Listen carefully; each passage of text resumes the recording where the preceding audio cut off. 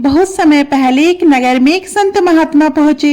संध्या का समय था। संत ने नगरवासियों से कहा, भाइयों, मुझे आज रात्रि विश्राम के लिए किसी भक्त का घर बता दो, जहां मैं भगवान का भजन भी कर सकूं और 2 रोटी भी मिल जाए। नगर के कुछ लोगों ने मजाक में संत को नगर के बाहर रहने वाले एक दंपत्ति का पता बता दिया। वे बोले, महाराज, वहां एक बड़े भक्त रहते हैं, आप वहीं चले जाइए। संत उस पगडंडी वाले रास्ते से जंगल की ओर बढ़ गए। वहां एक छोटी सी कुटिया थी। संत ने द्वार पर खड़े होकर कहा, नमो नारायण। अंदर से एक स्त्री बाहर आई। वह एक गड़िका थी। उसके भीतर कहीं न कहीं भक्ति के संस्कार अभी भी जीवित थे। संत का नमो नारायण सुनते ही उसके हृदय में श्रद्धा जाग उठी। उसने तुरंत संत के चरण छुए और आदर से उन्हें अंदर बिठाया। वास्तव में वह स्त्री और उसका पति अजामिल दोनों पिछले जन्म में साधक थे।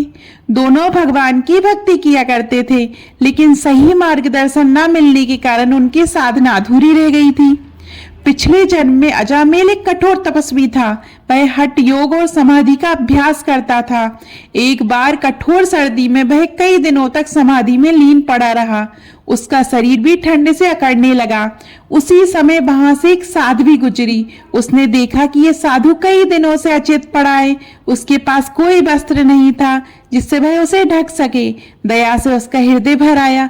उसने सोचा, यदि इसे गर्मी ना मिली तो इसके प्राण निकल जाएंगे। वह साध्वी उसके शरीर को गर्मी देने के लिए उसके ऊपर लेट गई। कुछ देर बाद अजामिल की समाधि टूटी। आंख खुलते ही उसने अपने ऊपर एक स्त्री को देखा। तपस्या के अहंकार में उसने बिना सत्य जाने क्रोध में श्राप दे दिया, तू अगले जन्म में गड़िका बनेगी।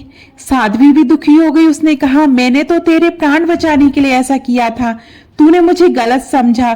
तू भी अगले जन्म में पतित जीवन जिएगा। श्राप के कारण अगले जन्म में वही साध्वी गड़िका बनी और वही तपस्वी अजामिल बन गया। दोनों पति पत्नी बने, लेकिन बुरी संगति में पड़कर पाप में जीवन जीने लगे। अजामिल शिकार करता, शराब पीता और हिंसा में लिप्त रहता था। जिस दिन संत उनकी कुटिया में पहुंचे, उसी दिन अजामिल जंगल से एक मरा हुआ हिरण लेकर लौटा। उसने हिरण को आंगन में पटक दिया। संत ने देखा तो चौंक पड़े। उन्होंने उस स्त्री से पूछा, बेटी, ये कौन है? स्त्री बोली, महाराज, ये मेरे पति हैं। संत तुरंत उठकर जाने लगे। उन्हें लगा कि वे गलत जगह आ गए हैं, लेकिन तभी अजामिल के भीतर पुराने छिपे संस्कार जाग उठे। वह संत के चरणों में गिर पड़ा। महाराज, हमें छोड़कर मत जाइए। हम पापी जरूर हैं, लेकिन हमें सुधारने वाला भी कोई चाहिए। उसकी पत्नी भी रोते हुए बोली, यदि आप जैसे संत हमें मार्ग नहीं दिखाएंगे तो हम पाप कैसे छोड़ेंगे? उनकी विनती सुनकर संत का हृदय पिघल गया। संत बोले, यदि सच में सुधारना चाहते हो तो आज से हिंसा, शराब और पाप छोड़ने की प्रतिज्ञा करो। दोनों ने उसी क्षण प्रण कर लिया। अजामिल ने मरे हुए हिरण को बाहर फेंक दिया। दोनों ने घर को साफ किया, स्नान किया और संत के लिए शुद्ध भोजन बनाया। रात भर वे संत की सेवा करते रहे। सुबह संत ने कहा, अब भगवान का नाम जपा करो। अजामिल बोला, महाराज, हमसे भगवान का नाम नहीं लिया जाता। संत मुस्कुराए। उन्होंने समझाया, मनुष्य कितना भी गिर जाए, लेकिन भगवान का नाम उसे फिर उठा सकता है। उस दिन से अजामिल और उसकी पत्नी के जीवन में परिवर्तन आना शुरू हो गए। उनके भीतर भक्ति की ज्योति फिर से जाग उठी। ये कथा हमें सिखाती है कि कोई भी मनुष्य कितना भी पापी क्यों ना हो, उसके भीतर अच्छाई का बीज जरूर होता है। संतों का संग जीवन बदल सकता है। भगवान का नाम सबसे बड़ा सहारा है। बिना सोचे समझे क्रोध में बोले गए शब्द जीवन बदल देते हैं। संतों ने कहा, संत का संग और भगवान का नाम पतित को भी पवित्र बना देता है।